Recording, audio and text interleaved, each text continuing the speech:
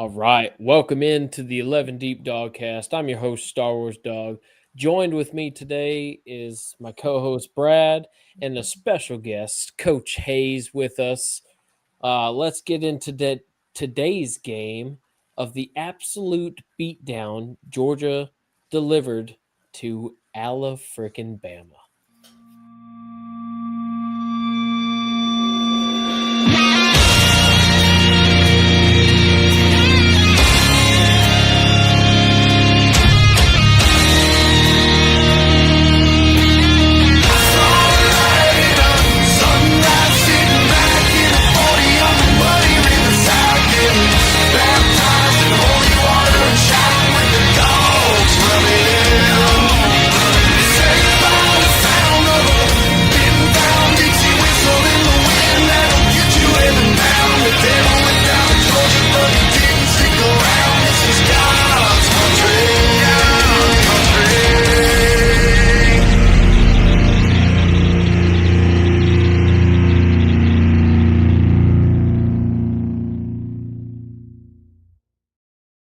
Glory, glory to old Georgia, SEC champions and victors over that dirty Crimson Tide.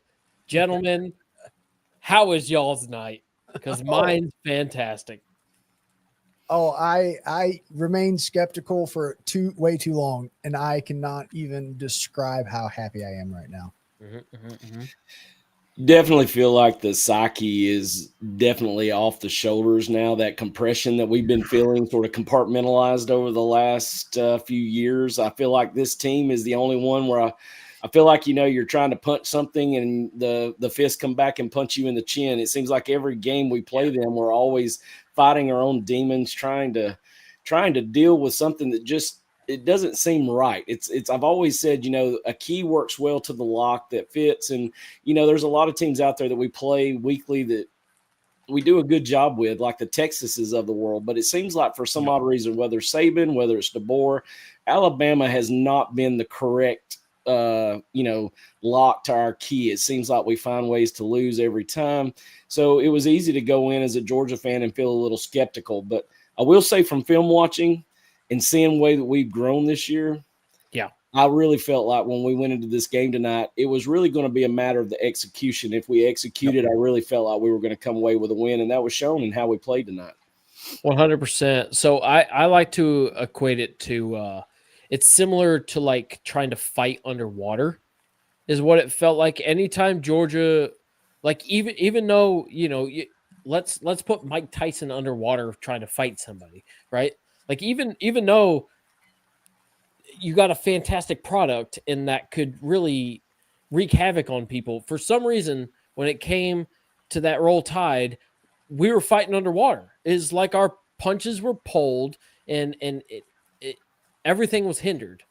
And or like trying to run away from something in your dream and you just can't run, right? It just felt like foggy and weird and distorted. And it didn't reflect the team that we had. But, this year it seemed like we were no longer in that Inception or the Insidious realm. And we met on equal playing grounds, even though the refs weren't extremely favorable this go round.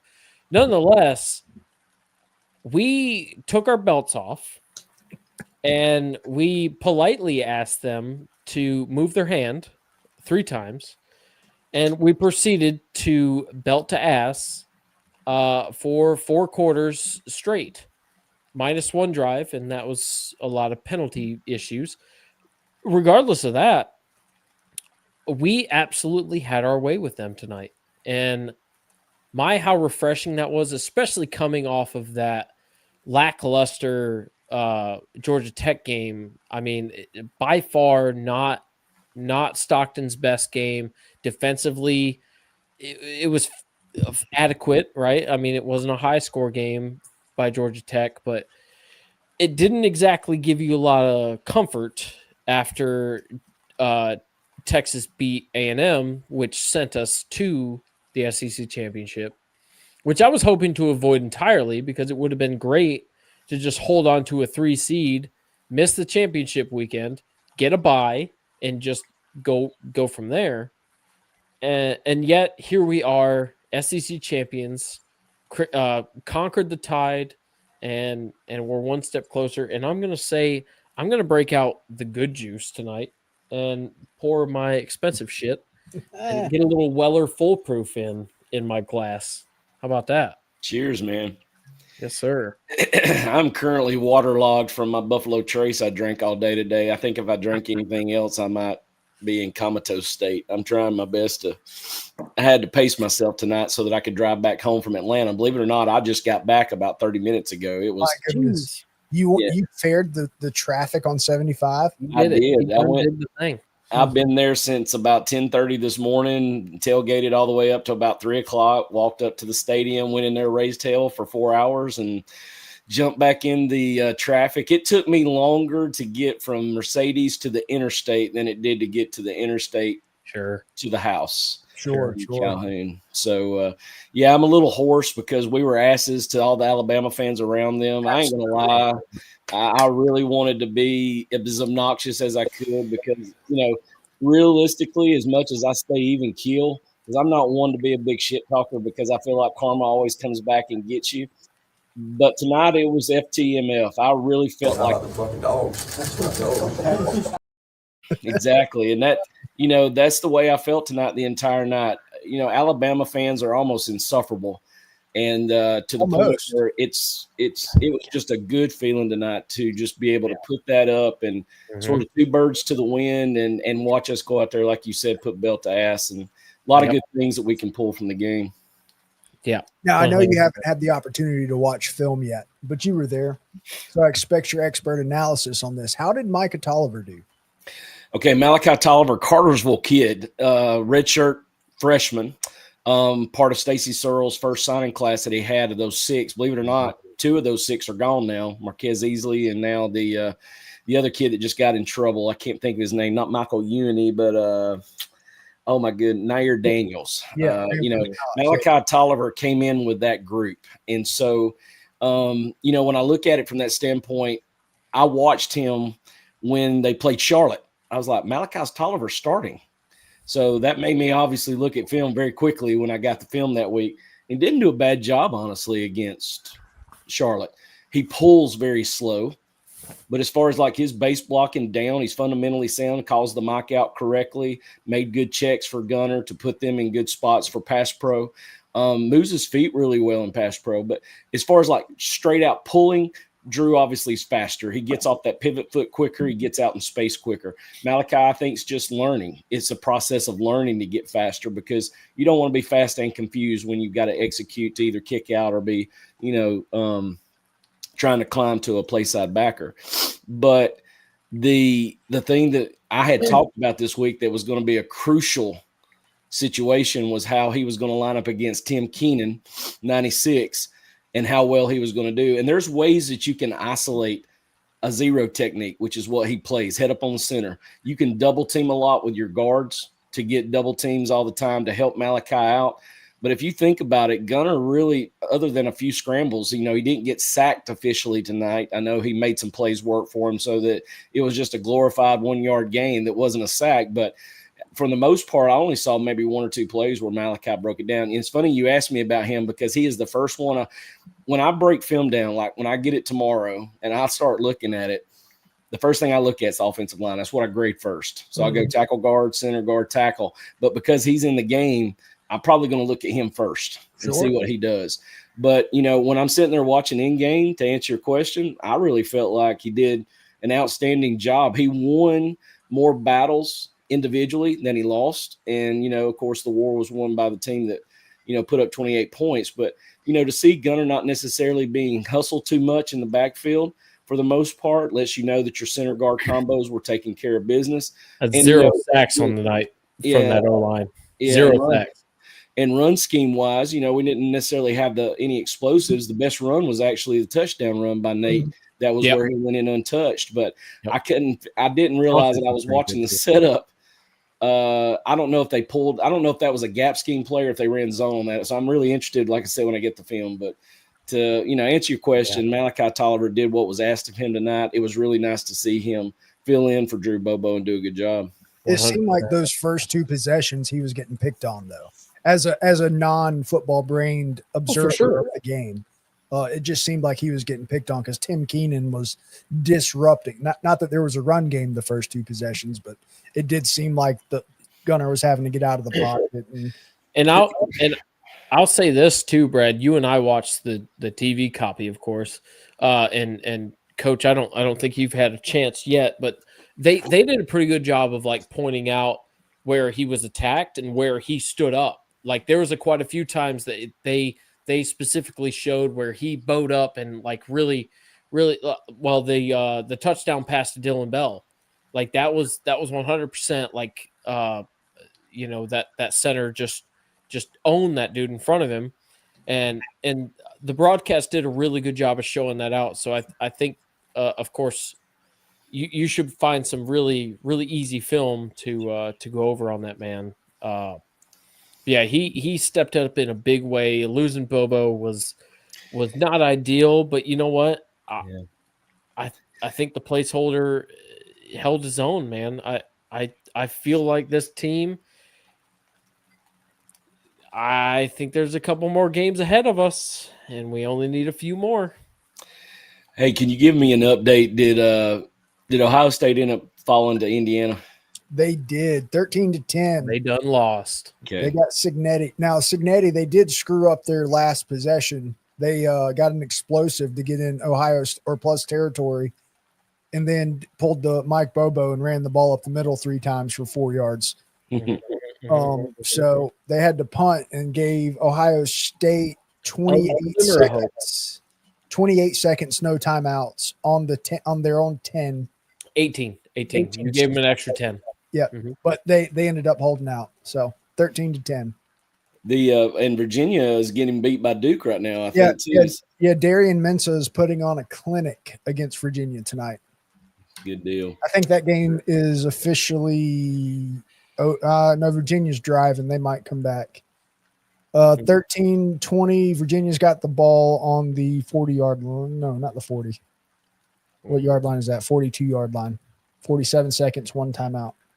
A lot of controversy that's going to create with those 2 wins now. It pretty much guarantees us a number 2 spot now with the decisive win over Bama, and that's something I think that's important too. Right. So I think so. I think the way it shapes up now, I think it's Indiana has to be number 1, Georgia 2, and then it could either be Ohio State or Texas Tech. They're kind of interchangeable on 3 and 4. I could see either way, but there's no way Ohio State drops out of the 4.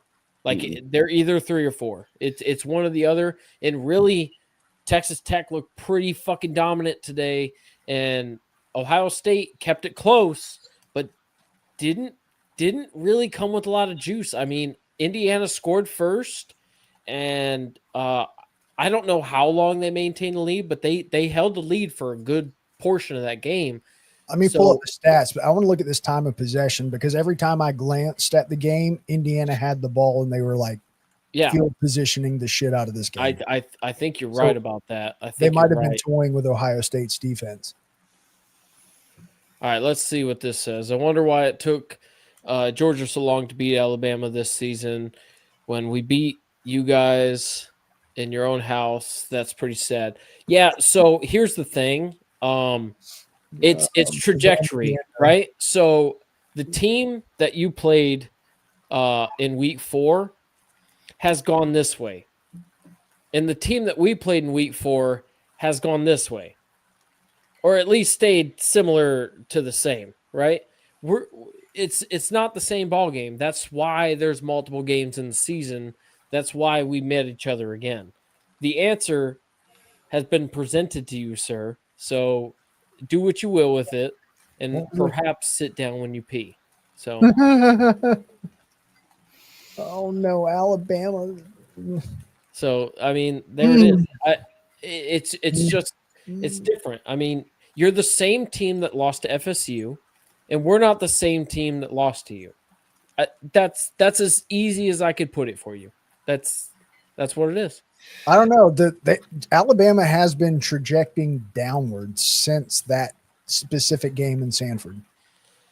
Right. Well, that's what I'm saying. Of course, I don't want to take away their wins. They have gotten some big wins in that time frame, but it has been on a downward trend. But boy, I think they need to focus on Oklahoma from now on. For some reason, that seems to be their thing. Well, it's the circle. Texas can't beat Georgia. Georgia can't beat Alabama. Well, Alabama can't beat Oklahoma. Well, Oklahoma can't beat Texas. The circle has been broken. Sort of. Well, I need two more to be really confident. To be fair, I need two more. What do you think, Coach? Do you need two more to be like confident against Alabama? Not whatsoever, because of the way that we've played them the last few times. I mean, any way you look at it, you look at the home game this year. When you've got a team that's young and you're trying to grow them, you're going to have growing pains, and that's what we dealt with earlier in the season. And that's the difference of seeing someone grow up. As you said, the trending upward shows that now it changes the effect. And what I call it is the Matrix effect. Most of you probably seen the movie The Matrix. When Neo figured out he was the one, everything slowed down and almost came to a halt, really, if you think about it. That's what happens when you've got young guys taking reps. When they're taking reps and they've gone out for their first, second, third ball game, everything's coming at them at 1,000,000 miles an hour. And all of a sudden, you get those reps in practice. You continue to play at a high level for SEC play. And all of a sudden, things slow down. And that's what we're beginning to see in these young bucks. That's why you're seeing a Rashawn Deakins, who played tonight in Janelle Aguero's spot, a true freshman that came in the same time Dontrell Glover did. We got so many guys that are contributing at a very, that are froshes out there. Yeah. And they're gelling very well with those veterans who are doing a great job of bringing them along, because in this kind of play, you can't have I guess the gap for error is so small when you play at this level that you don't have time to feel sorry for yourself. It's the next play. We've got to get out there and we've got to execute the next play.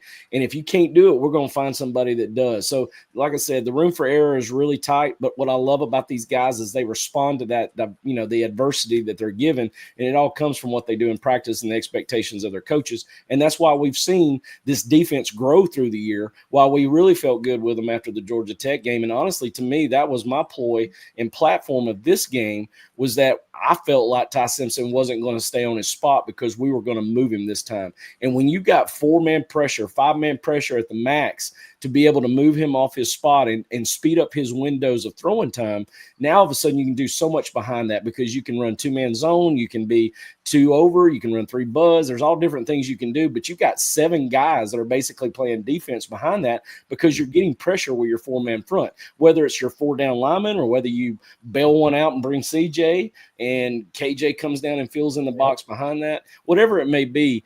That's the difference of week 4 versus week 12.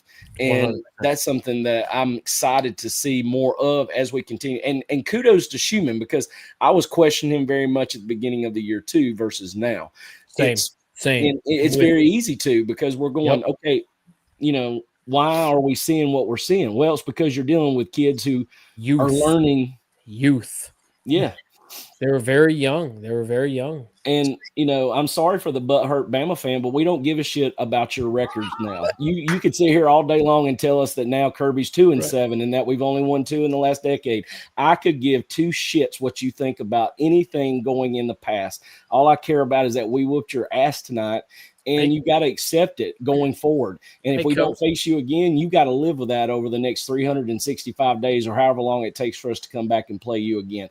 I don't care about the history. Those kids don't care about the history. Y'all have 3 losses now. You're going to be fighting your ass off just to be in the playoffs, where we have 1 loss and we are the SEC champions. Because I think Vandy should get in over you. But I think, though, what Jim says, though, is that it's because we saw this trend by us by UGA. I say us like I'm part of it. UGA going this way, and a team like Bama that's kind of rickety going down as you move forward. And I could care less about those records, man. It's just great to be a Georgia Bulldog. It's great to see that growth. It's great to see them want it and go out there and take it. Coach, could you tell me who is this year's SEC champion? It's Georgia. And in fact, if I'm not mistaken, it's back-to-back SEC champions. In fact, it's 3 out of the last 5 years. Is that what my name says, back-to-back? Yeah. Funny how that is. You know what? I love this, and I know he's given us some credit too. So let's not be too terribly hard on him. But I want Brad, address this for me. If Jaden Miller, that was out for this game, Jam Miller. Okay. They're running back. Oh, so you're saying if you got hurt players? Is that your excuse right now? It's fucking week 13. Everyone's got hurt players. Get the fucking tampon out of your asshole, okay? Hey, why don't you go to the football committee, the playoff committee, and ask them to put 32 teams in, so you guys actually have a fucking chance. Brad, let me preface this a little bit. That's their like star running back. Yeah, their lead running back. Yeah. Coach, I'm sure you've watched some film on them. Tell me about Alabama's running game prior to this game. It was mediocre. Jam Miller, number 26, is there. They've even got Riley, the kid behind him that broke his jaw against Eastern Illinois. You don't want to see you get, have the injuries to a group of 5, but their running game was mediocre at best. If there was anything that was questioned about Bama throughout the entire year, was the establishment of their running game. Yeah, their line. Yeah, what's his name? Caden Proctor, the guy who holds on every play. It's amazing that they only had 5 yards of penalties. They give the ball sometimes, so it's cool. It's cool. Jim and I were in the green room actually talking about that, and their only penalty came on a penalty. Start. For sure. Yeah, what is going on with the Bama game? Brad, can I ask you, what was their rushing yards tonight? I don't even think they got 1. -3. Oh, it was -3, wasn't that? -3 rushing yards. How do you get minus rushing yards? Damn. But having their starter, maybe they would have had 0. Hey, maybe they should have put what's his name? Well, he's not 17 anymore, so he can't play football, I guess. True. Maybe they should have put him. You know what though? The dude has some. Whoever is running his controller. If all of this is a simulation, and we'll go a little expansion mind here. If all of this is a simulation and somebody is working his controller, they are hammering the circle button, the spin move, because the boy spins pretty well. I mean, he's very good. I gotta say, he's got a wicked spin move. All jokes aside, is button mashing, and they need to replace the controller each game. All jokes aside, and all shit talk aside, Alabama's offense did exactly what they were supposed to do tonight. They just got outclassed by the opposing coaching staff. Is all that happened. Well, they did what they could do because they couldn't run the ball. So they did what they could. The Jimmies and Joes. I hate to even say it this way, but the Jimmies and Joes are the same. They're the same caliber of execution. Sure. They're the same caliber of player. No. They just got outclassed tonight is all that happened.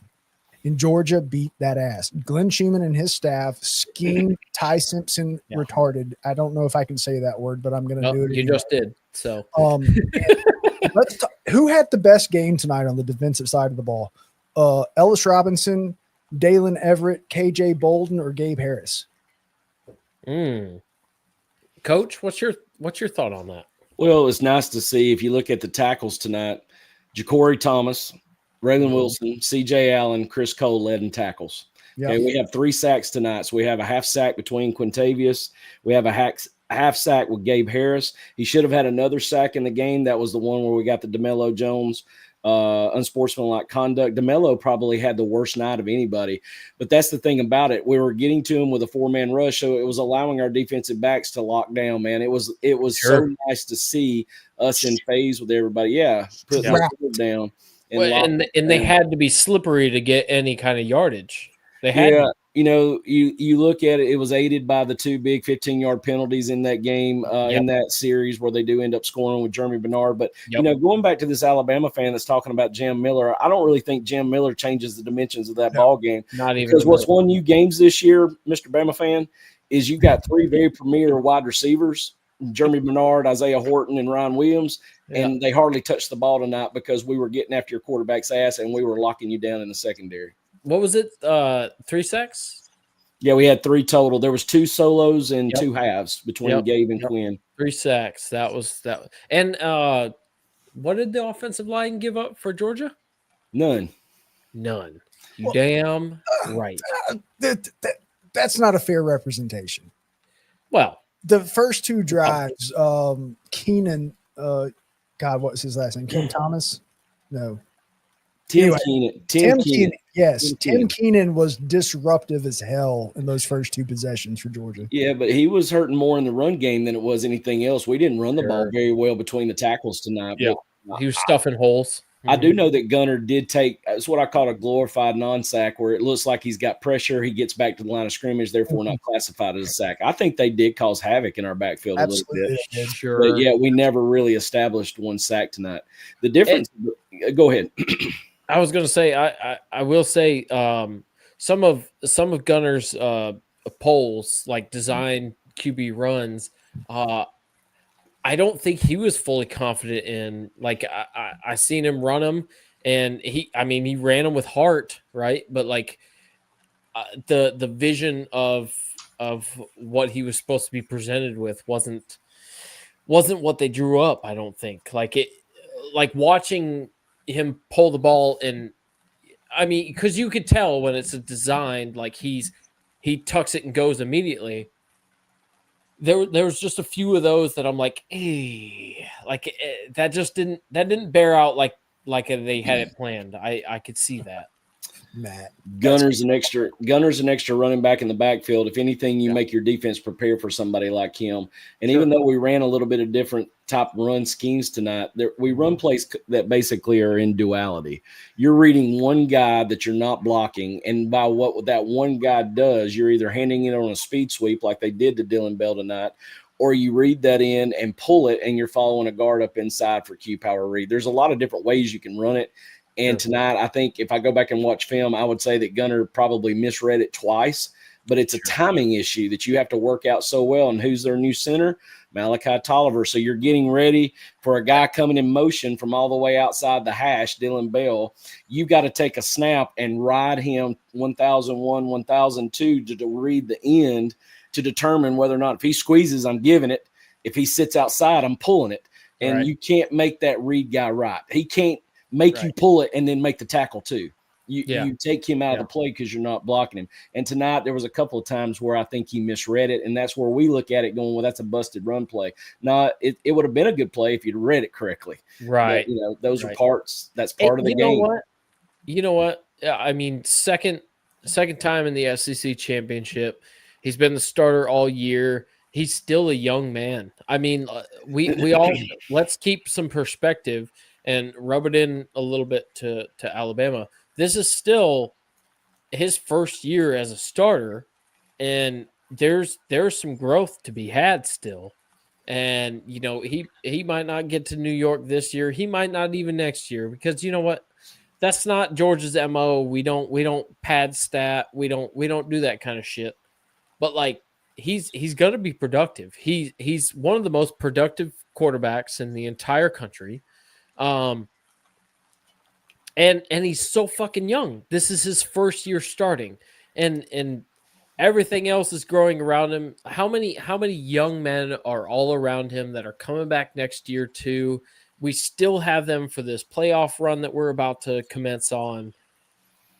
I love the projection of this future. All the outside noise, be damned. This team, this leadership we have, I'm in love with Gunner. He's a country boy's. You know what I call him? He's the Dale Earnhardt of Georgia quarterbacks.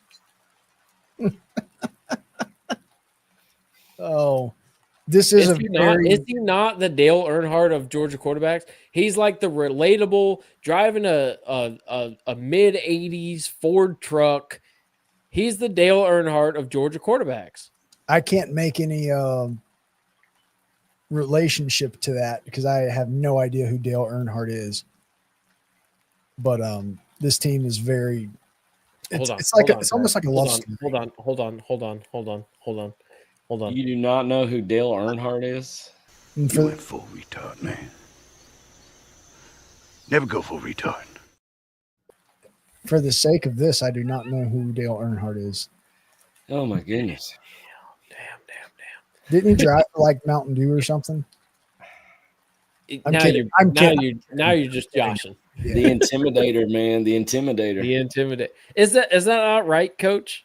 Is that not like a fair comparison? I think what Gunner gives you is he fits the classic blue collar kid that brings his lunch pail to work every day, and he fits the modalities of what people that want to see him go out. There's no flash in his game. He wants to win ball games. He don't give a shit about the Heisman. He don't really even care about the stats, honestly, as long as they win ball games. Just like tonight, he's got 3 touchdown passes, but he didn't throw but 150. I think it was 150, 160 yards total. So the passing yards is not something to be glorified, but he throws 3 touchdown passes. Who would have thought Roderick Robinson, who hasn't touched the ball hardly all year long, is the first touchdown score tonight? I forgot he existed. Yeah, I know. When he caught it and I saw 0, he caught it in my end zone where I was at, and I looked down and saw the 0. I was like, holy shit, Roderick Robinson just caught that touchdown.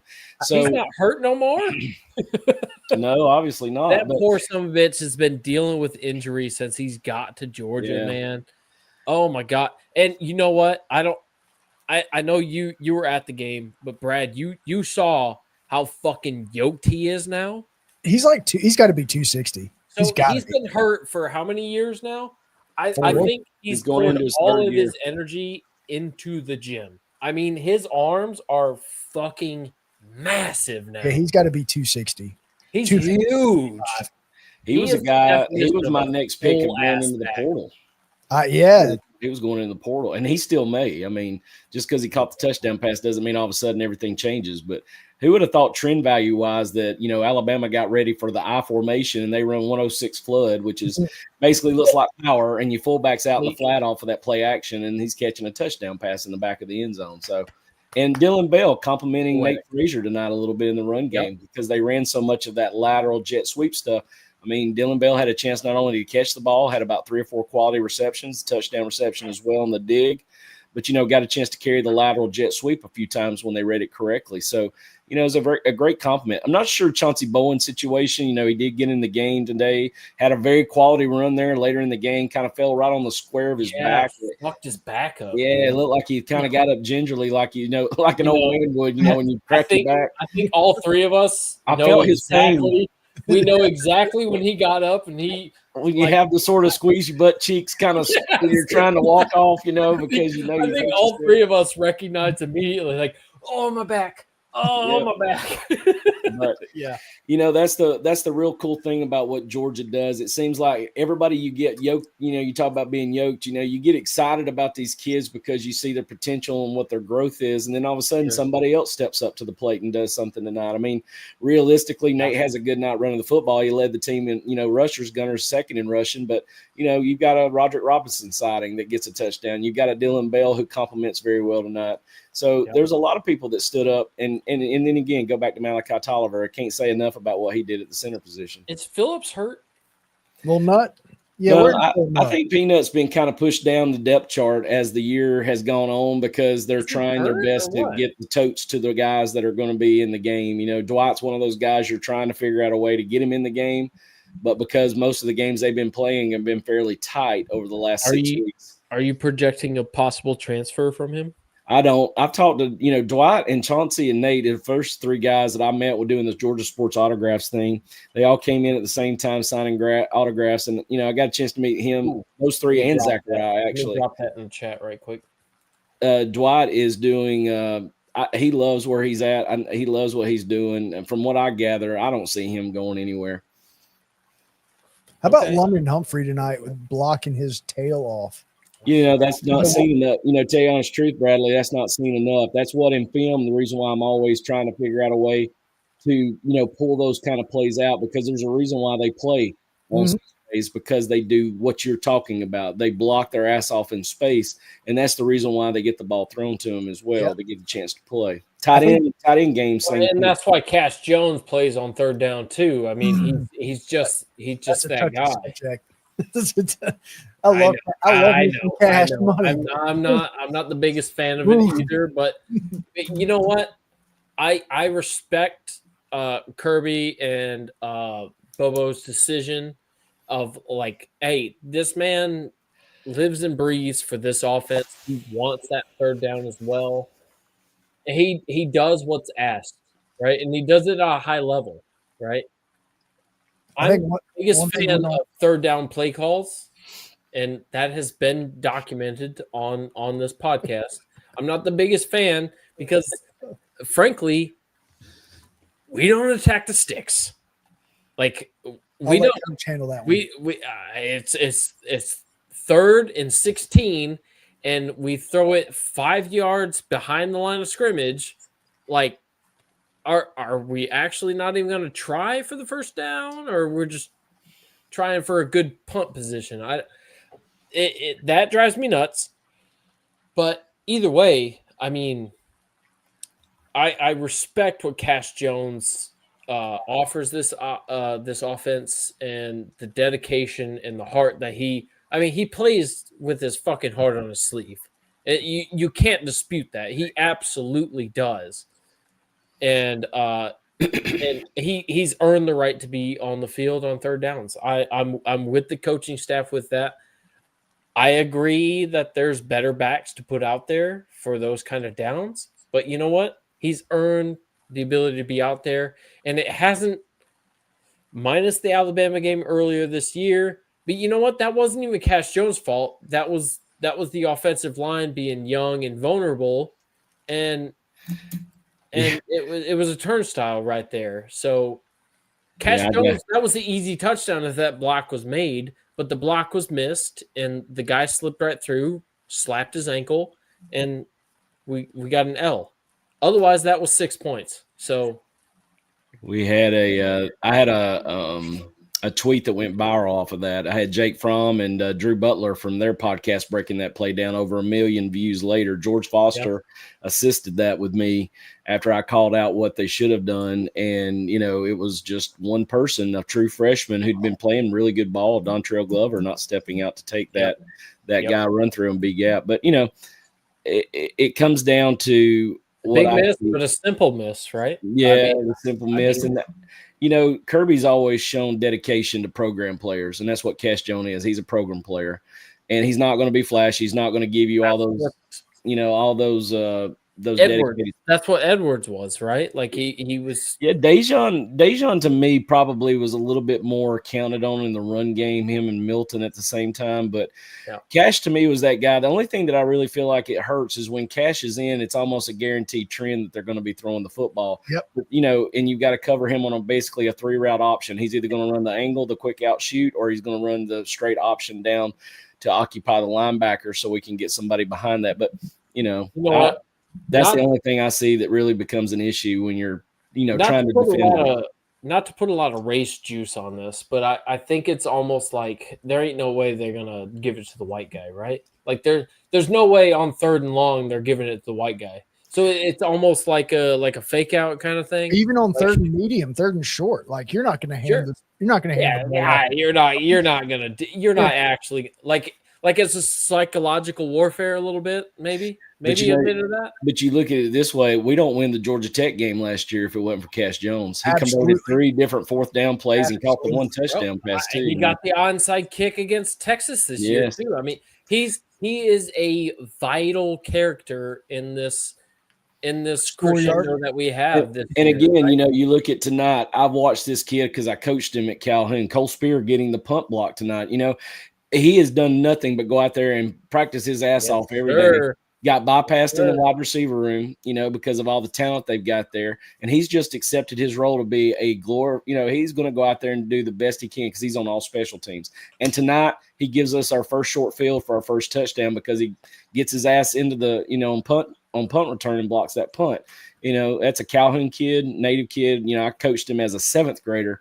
But, it's one of those things, seeing him do something like that, that's another kid that Coach Smart is going to highly praise for because he knows his role. It's kind of like what The Rock used to say, know your role and shut your mouth.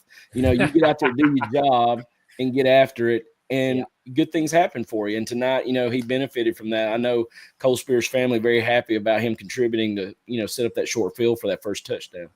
Yeah.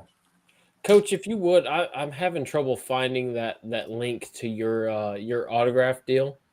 If you would, I think I modded you. Type a comment in right quick, and let me make sure I can mod you right quick. Oh, while they're doing that, as a Georgia fan, we should all be very ecstatic about this win. Coach mentioned it earlier that we have conquered the psyche. I think conquered is a good word to use in this situation. We got over the Alabama hump in a very big way, in a very big spot, in a very big game. And it was a huge step forward for the Georgia fan base, not only the team. I don't want to take anything away from the team, but that did the fan base good tonight, and we should revel in it. And then tomorrow we need to get ready for the playoffs. So time to grind. I told somebody tonight as we were walking out of the stadium, it's kind of like having a cleanse. You needed a cleanse, and that's what this was. It just felt like to me that regardless of this, the storied past of everything that's gone down, even from the national championship year in 2021, I felt like tonight was a nice cleanse, and that's something that you need going forward now. Yes. Is that monkey's off the back now? You're not thinking about that anymore. It's sort of the glass has been broken. Absolutely. Do we have any other thoughts about the game? Anything that stood out to you, Coach, as being the observer? Y'all keep going. I got to piss. Okay. I know without a doubt on the play that really just broke Bama's back, which I was really weirded out by. As desperate as I know that they were trying to find something on the offensive side of the football, why in the world they went for it on the minus 12-yard line with 8 minutes to go in the game? I know you're desperate for doing something offensively, but you're only down 2 scores at that point in time, 21-7. You've gone down and scored. We've given you the ball back. We pinned you deep, even though your punt returner almost lost it to us on the fair catch. But you have an opportunity to punt the ball back and work field position to get another possession. And another possession changes the identity of what you're trying to do instead of trying to go for it on the negative 12. And granted, play call, it could have easily gone the other way. They could have executed and got the first down, but you didn't. And now you give us the ball on the plus 12, and we go 2 plays where we get, basically stonewalled and throw the jailbreak to Zachariah Branch. And I'm going to say this, only Zachariah Branch scores a touchdown in that play right there. There's not another kid, if that catches that football, that to me, he's got the shiftiness, but also not only the shiftiness, the ability to change direction and get back up to full speed within 2 steps. And that's what he did. He not only made them miss, but then accelerated to the end zone in a way that I haven't seen since Ladd, really. Ladd about the only one that fits that criteria of what Zach's doing. Sure. And, nobody else scores on that play. Zachariah is just a different phenom, and I hope that maybe we can figure out a way for him to come back next year, but I doubt it. He's in the league, I think. So slightly stolen from oh god damn it. What's his name? He does the film studies as well. Brooks. Yes, yeah, Brooks Austin. Zachariah Branch. Yes. Oh, Zachariah. So yeah, he does great. Also, update, Duke has beaten Virginia. Well, that gives us a turning point to get into this playoff talk, huh? Indeed. What does this do? Wow. Good pivot point. Cajun Corey, I see you in there, buddy. Have a great night, and also enjoy Lane Kiffin. I'm sure it's going to be fruitful. So yeah. Does anyone from the ACC get in? No, not this year. Nope.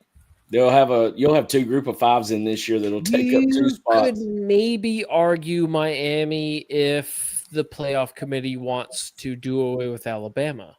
I have a thought, and I'm going to say it, and then I want to hear Coach's thoughts originally without input from my thought. Okay. If they don't put Miami in the playoff, this thing is a sham. That means the regular season doesn't matter because they have the head-to-head. I think Notre Dame is constantly being rewarded for being a team that never plays really in conference. They play the downtrodden ACC schedule and just continue to be always overseeded, to me, you look at Miami has to play over Notre Dame, but it's like the brand. They're going to fight over Alabama being a 3-loss team who's going to lose their SEC championship, and how it's been said for the last few years since they've extended the playoff amounts and the allotments that no team making the championship should be pulled out. But when you lose by 21 points, just like, BYU losing to Texas Tech, it's the same way. I think we put again. Yeah, I think belt to ass says that you leave Alabama out of the playoffs as well. So now with the ACC not having a true contender in there, they're going to open up 2 slots are going to be, group of 5 now. You're going to have James Madison and may I say on that note, that is ridiculous. Mm-hmm. The fact needs their own championship. The fact, can we petition as college football fans? Listen, this is for the fucking college football playoff. Okay, it's supposed to be the 12 best teams, not the 11 best teams plus one that would be cute to let them in. Listen, the 12 seed should not be a fucking charity seed, because that's what it is. It's a charity seed of a team that doesn't belong, that are going to get absolutely skull fucked in the first round of the playoffs. Okay? Tell me how you truly feel, Jim. Home games at that. Home game. Yeah. They're going to go to Ole Miss, and Ole Miss is going to lay them onto a table and do unspeakable things that are not supposed to be on nationally televised programming. Yeah. So, listen. This whole thing, we all as fans should petition. That is absolute nonsense. This is not. I understand a lot of millennials grew up with participation trophies and everybody's a winner. But guess what? This is college fucking football. You're not a winner because you play in a lower. You know what we should do? The group of 5 should have their own national championship. Okay, how about that? It's FCS group of 5, Power 4. Problem solved. Everybody gets their own national championship. They get to compete for their own shit. They're not in the same class. It's not fair to them to be in the same competition as us. It's just not. So they should have their own thing. But to give them a charity seed takes away from Vandy, Utah, from Miami. Those 3 teams all have decent contention now that Alabama has just been bent over the table and told to move their hand twice. That seat has now opened up, but because we need to give who the fuck is it? It's not Tulane. It's not Navy. It's James Madison and James Madison. That team with the marching band. Okay. Yeah. No. What are we doing? What are we doing? We're not doing anything. That's not college football. That's not the playoffs. It's the 12 best fucking teams. What are we doing? Well, I don't remember what program it was. It was one of the ESPN or CBS guys. They were doing their midweek sports talk about. They had this gentleman on from the NBA saying how college football has triple the viewership of the NBA, but makes half as much money as the NBA. So that's actually what's going on. They're doing money moves. Oh, but what about the WNBA? Is it much worse? No. Bad pivot. Should we not go there? Should we not go there? We should not go there. I mean, ESPN in all actuality, because obviously I don't have any aspirations of being involved with them. They're essentially ruining and are going to ruin college football, especially with all these TV deals. It already pissed off a lot of fans with the YouTube thing. I mean, we're hashing old shit here, but like essentially, you're gonna ruin college football. When does it stop? Are we gonna go to 16 teams? Are we gonna go to 32? Is it gonna be like basketball to where losses don't matter anymore? And like, look, what we love about college football is that the best team makes it as the national champion. we had discrepancies with the BCS era. We can all agree with that. 4-team, there were some instances where people, where the error was is committees. That's where error was too. So we got away from BCS. We went to committees. Well, you have a one-loss Georgia that lost in their conference championship, and then we're out. So where's the middle ground? See, I don't think a team. All right, I have to be very careful how I say this, especially given the way things turned out today.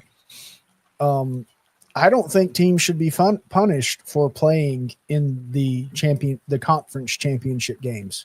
If it's a close game, I agree.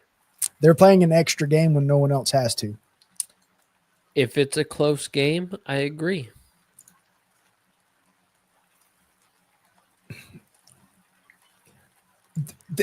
So what's the point of playing in the conference championship game if you can get punished for it?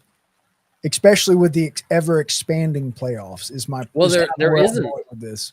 I mean, you and I have been saying for the back half of the season that we would rather not play because we were already number 3 before Texas decided to go ahead and give it to A&M.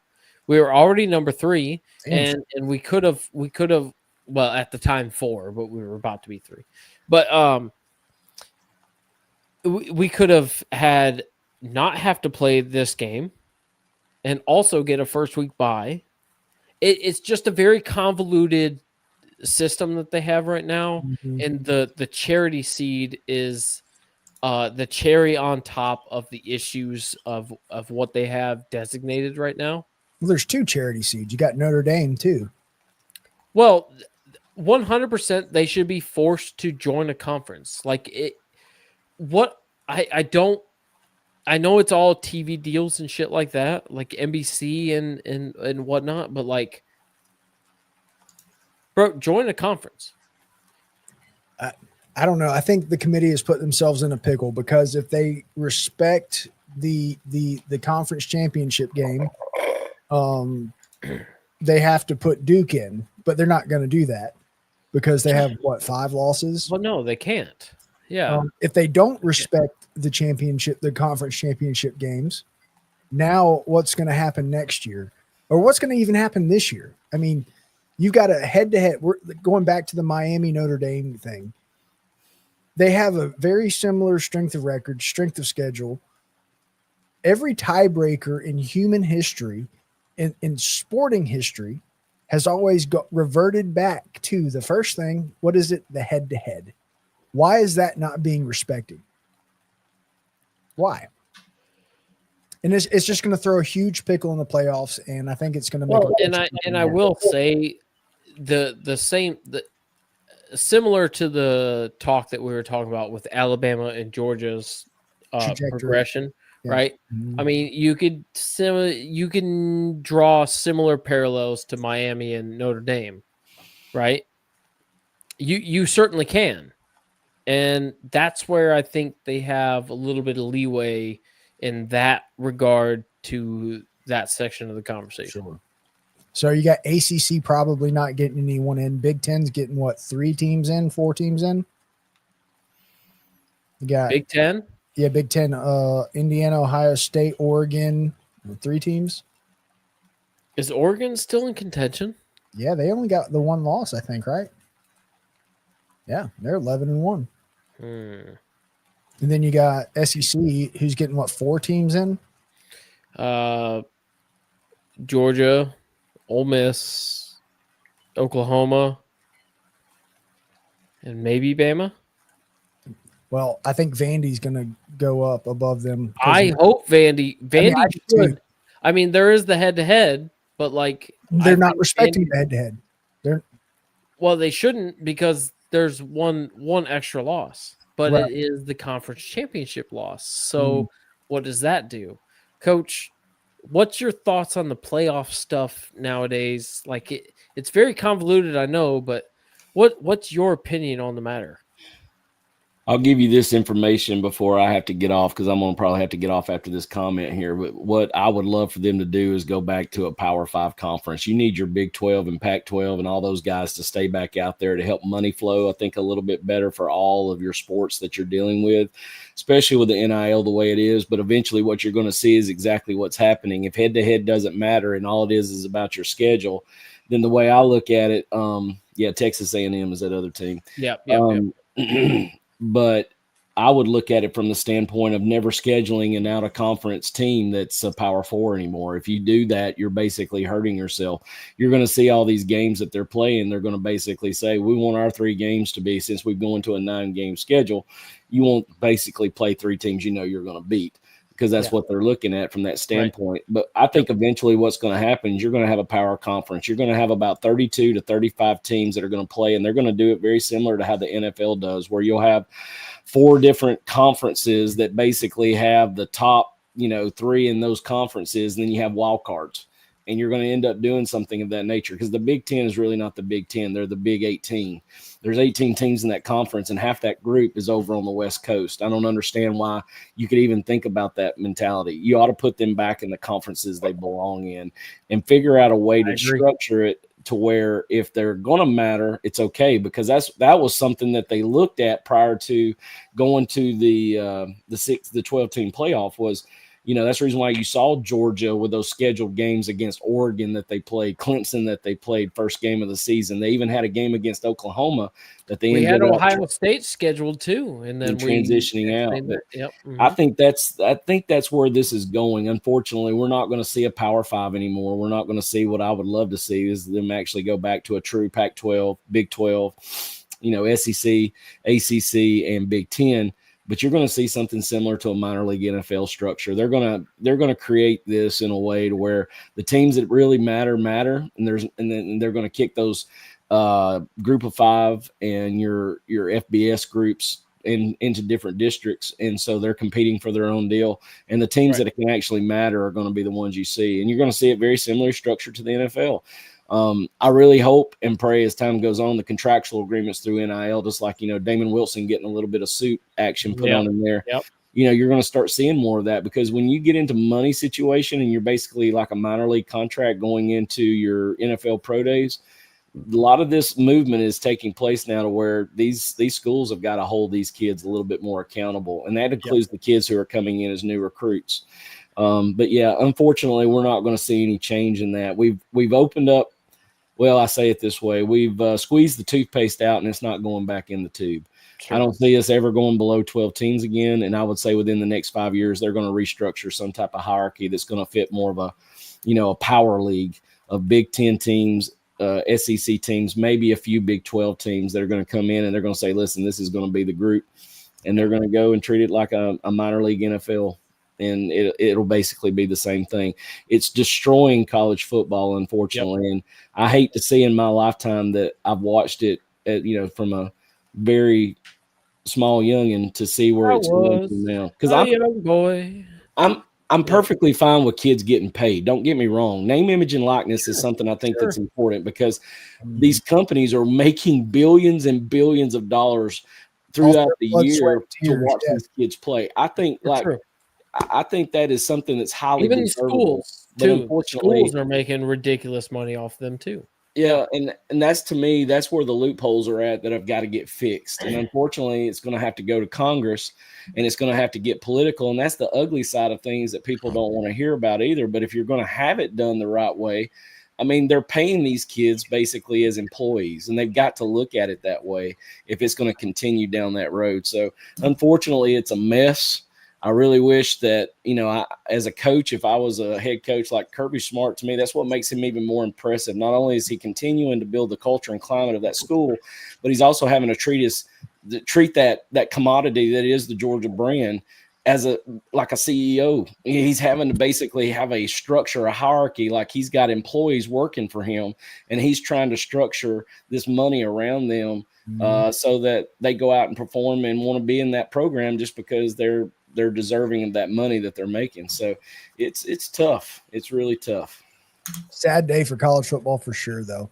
It is. It really is. As it moves forward, it's going to be terribly tough, guys. I hate to jump off, but I'm going to have to call it for the night. I appreciate y'all having me on, though. Hey, glad you were here, Coach. Before you go, I want to end on a high note. Georgia gets a massive win over Alabama. We're all excited, regardless of all the other topics that we were just talking about.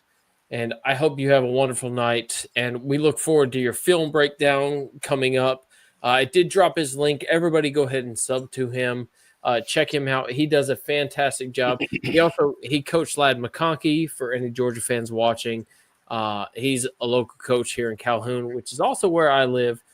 But yes, so go sub to him. And Coach, I very much appreciate you being on. And go Dogs. And love you, man. Appreciate you guys. Bradley, good seeing you again. Jim, take care. Thanks for having me on. Go Dogs, man. Go Hell yeah. Dogs. Hell yeah. Man, I hate that it's so true that we're going to be a mini NFL, but it's just looking that way. That's what I was saying, man. I mean, ESPN is going to fucking be the downfall. It's the TV contracts. It's the fucking money. It's what drives everything, man. It's just the way it's going to go, man. It's the way it's go. Speaking of money and TV, you got Netflix gobbling up Warner Brothers. So how's that going to play a role in next season?